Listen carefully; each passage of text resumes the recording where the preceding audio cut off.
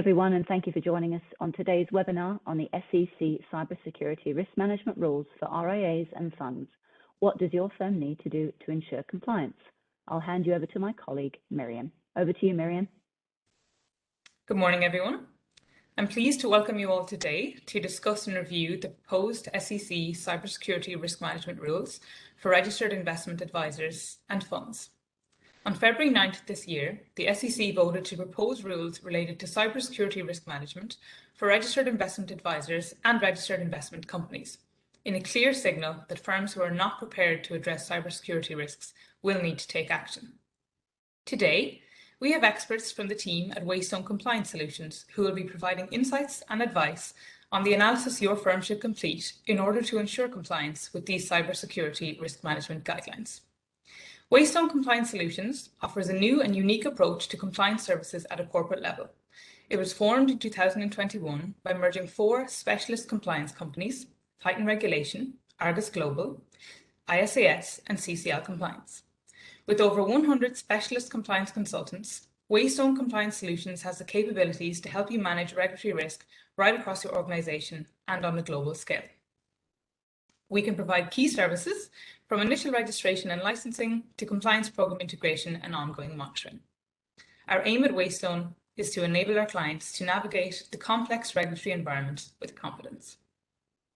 So turning to today's topic, in light of the SEC's proposed cyber rules, today we'll give you an overview of the general proposal, and we will be following up with other series to focus on key elements of your annual review program, as well as a focus on response and remediation.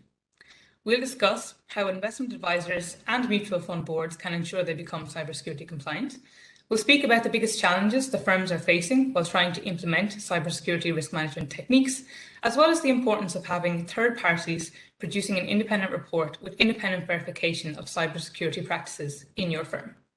Today, we have Julie Dixon, CEO of Waystone Compliance Solutions, and Conor Flynn, the Waystone Group Chief Information Security Officer.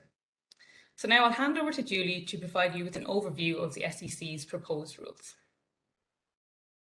I think that this particular set of rules actually is interesting to us in that the way the SEC decided to go about this proposal technically, they made a series of proposed amendments to the Advisors Act as well as the Investment Company Act.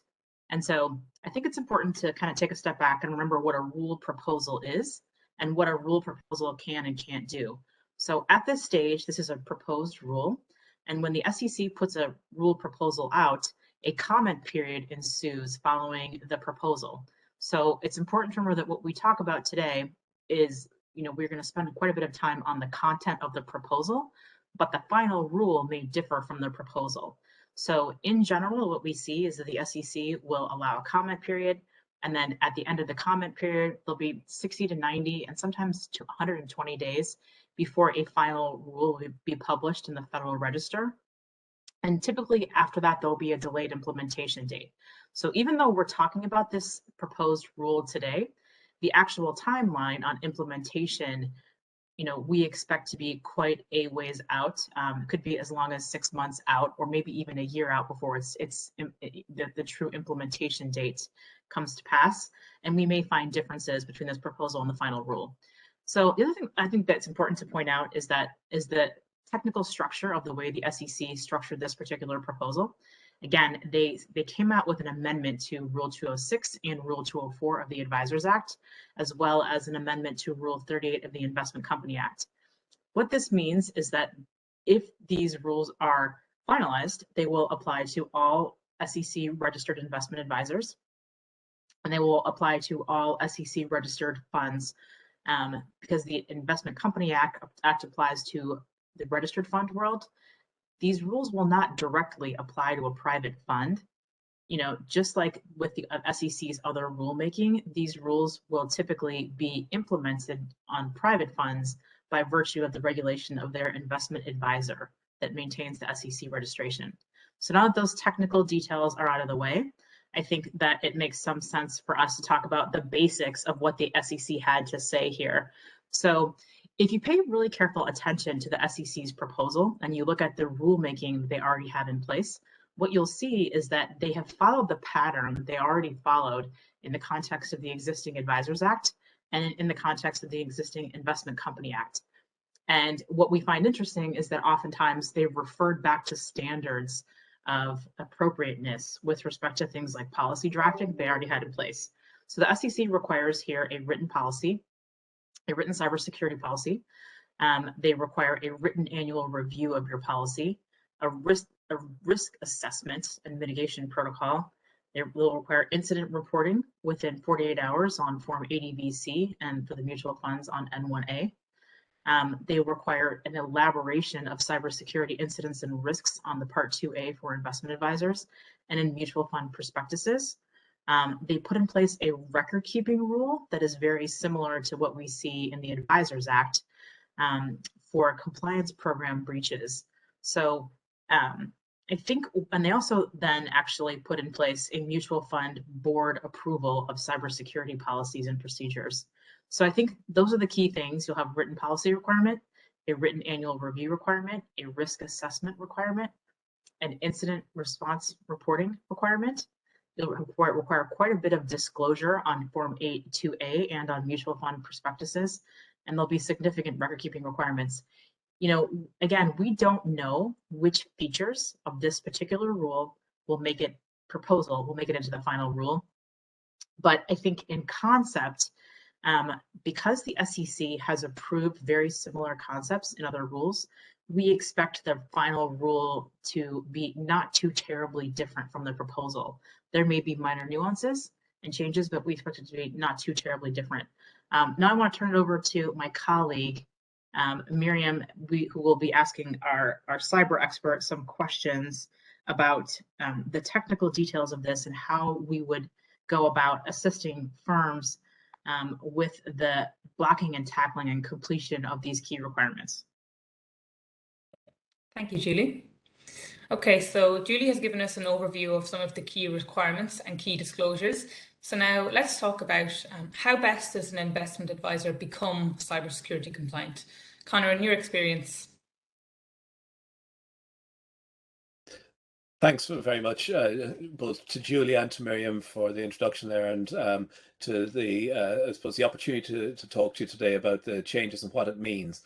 I think a lot of what this new rule is looking to push through for, I suppose, people who are investors is the confidence that they're going to have. And I think the chair, Gary Gensler, has spoken very clearly about the goal here, about the resiliency of advisors and funds against cybersecurity threats and attacks. So to follow that through to the cybersecurity risk management policies and procedures, and this is the first step within the rules that are being proposed, the rule changes that to be adopted. We're looking at the proper documentation of effective cybersecurity policies and procedures to ensure that an organization is operating properly within today's threat landscape. There is an ever-increasing amount of attack happening, and what the policies and procedures for an organization will help them to do is to prepare, respond, and recover in the event that something does happen. So the policy is your go-to in the event of, well, what should we do in this situation? What is our organizational strategy and policy with dealing with certain types of incidents? And it's broken down quite well in the proposal that we have been that has been published. And it talks about the risk assessments, understanding the inventory of the information that you're processing. What are the access requirements for that information? Do you know how you control the access from various external parties and internal parties to that information? What are you doing to protect that information and to make sure that you've got a threat and vulnerability management program that is appropriate to the information assets and the threat environment you're operating in? And unfortunately, we can't assume these days that something won't go wrong. So quite often the sign of a good organization and a well-governed organization is how prepared they are for when an incident does occur, how they will recover, how they will respond, how they will deal with the impact of it, and how they get back to being operating in a secure way again. So I think that what they're proposing here in the policies, procedures, and the risk management approach is actually very strong to help organizations operate better. So policy drafting is not new to us in the compliance space in the United States. However, the written annual review and the risk assessment and mitigation, those things are new. And one of the things that we know from experience as a compliance consulting firm is that in the context of facing the SEC during the examination process, we know that a third-party review of regulatory compliance, for example, in the context of satisfying the existing Rule 206 obligation for an annual review of the compliance program and the effectiveness, its effectiveness and the adequacy of its implementation, we are often quite surprised at how positively the exam teams respond to the third-party assessments. Because a neutral third party has reviewed the effectiveness of the compliance program, has drafted a written statement on that point, and that neutral third party holds a lot of credibility with the SEC. I believe that the same dynamic will be at play with respect to the risk assessments for cyber, where the SEC will hold a third party's risk assessment and written report in high esteem. But I think it would be interesting for us to hear about risk assessments in general, and how you would, generally speaking, attack risk assessments and how that benefits firms. Great, thanks, Julie. I suppose the fundamental in the implementation of any control is to understand what is the risk that we're trying to deal with here, and the risk assessment. One of the things that can often be enlightening for an organization when you help them with their risk assessments is actually going through their inventory of what are the important assets, the important processing activities that must be protected. And at its most basic level, a risk assessment is what is the impact, what is the likelihood. When you multiply them together, you get a resultant score. And the risk assessment can very quickly help an organization by looking at, well, sometimes I can't change the impact, but I can change the likelihood. And this is where a risk assessment, and where I think a regulator will look at a risk assessment that's been performed and see, well, risk has been identified as X. There's been a new mitigating control or an upgrade of a control put in place, and it is now Y. So, and hopefully dropped. So this is a positive step for any regulator to see, is that the risk assessment is not just a paper exercise, a box tick exercise. It's actually being used to govern and run an organization in a positive way, aligned to regulation, but actually to improve the overall risk score from an organization's perspective. So that's where I think having a good methodology that is consistent, that is aligned with the outcome that's expected from the rules, and that is able to show in clear, easily understood metrics by the stakeholders how risk is managed. Great, that's really great to hear. And I think that this, again, the third party nature of it really does add some credibility to it. In the context of thinking about incidents and how incidents are responded to, one of the things that's going to be the most substantive change in the context of this rule, based upon our experience in working with clients, will be this near real-time reporting, where our clients that are registered as advisors or the registered mutual funds, they would have to report within 48 hours any breaches, any material incidents. So I think that I expect that the definition of what's material and what's not that's presented here will be the subject of a lot of debate. So if I were to guess where the SEC will receive the most comments, this will be where the comments will be fierce. Because I think that in the context of working with clients in this space, working with several hundred groups that, in the United States, we know that many of them have attempts, right? So many of them have attempts, and very few of them have true incidents.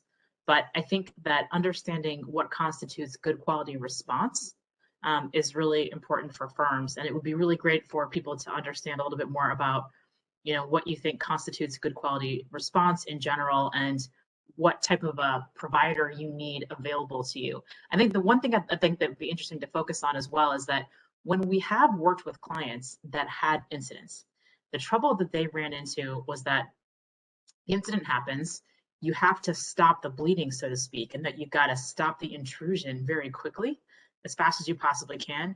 And oftentimes they don't know who to call and what to do and where to go.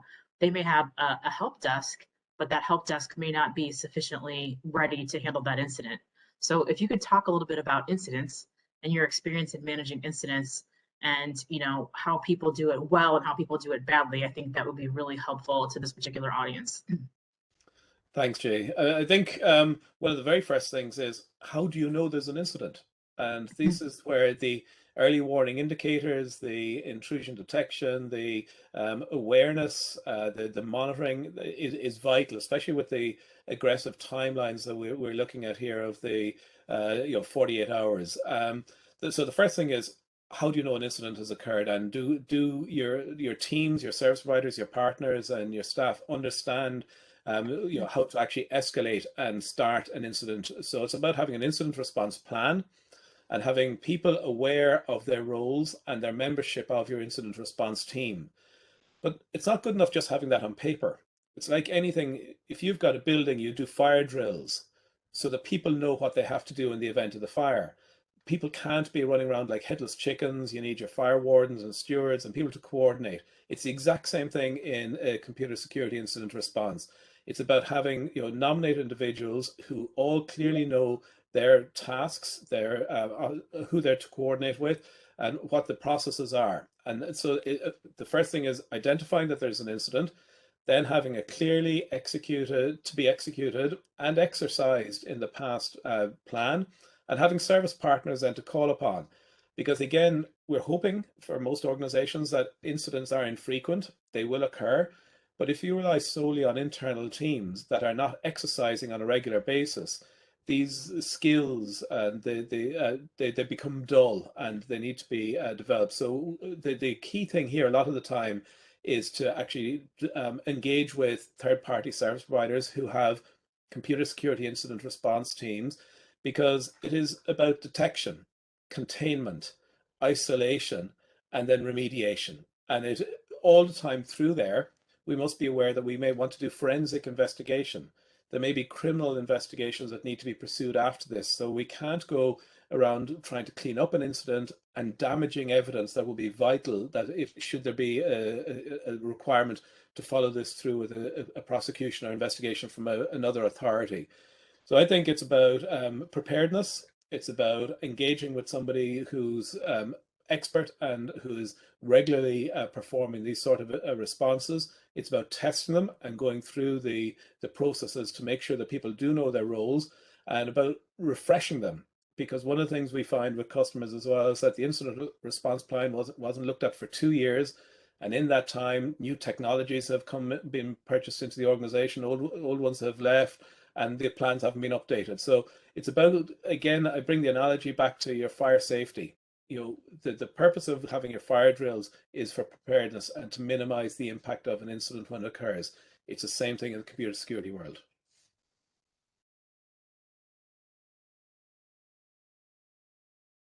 So I think that probably encapsulates as much as we will catch today in our limited time today, but we do intend to provide further educational sessions on this particular topic. It is quite a large topic, and this particular rule proposal gives us a great deal of understanding as to what the SEC is thinking and how they intend to go about implementing regulation on this point. I think we will be discussing some of these points in further detail in future sessions, but hopefully this gave you a really good overview of the US regulatory proposal from the SEC, and we can continue our educational sessions on this point in the future.